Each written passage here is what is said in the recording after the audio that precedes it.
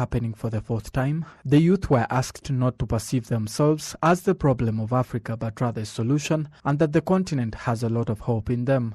Young people have been shown the full potential of the continent, that this is the time for Africa and opportunity to create jobs through the exchange of information in whatever they do, which will make the African economy stronger through the production and development of continental products so that they can satisfy the continent and the surplus for the markets. Inaugurating the Youthconnekt Summit, Ghana's Vice President, Dr. Mahamadou Bawumia, says that many young Africans are poor, yet the continent is rich, and that if they are given every opportunity, they can contribute to the development of the continent. The youth accounts for 60% of all of Africa's unemployed. For those that manage to find work, they do not do so in a place that pays a good wage or develops their skills or provides a measure of job security. No one needs to tell us that mass unemployment in Africa, especially amongst her youth, is a ticking time bomb.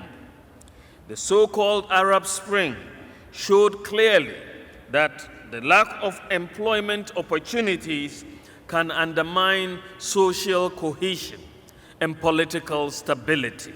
In her address to the youth, on behalf of the President of the Republic of Rwanda, Minister of Youth and Culture, Rosemary Mbabazi, says that Africa is very rich in terms of having healthy young people who think out of the box in finding solutions, even though they were hindered by the COVID-19 pandemic. Africa is wealthy in many aspects, but its most significant possession is its young generation. African youth are full of potential, energy, skills, talents, and are well positioned to take the lead of this continent's transformation. I'm speaking to the young people today.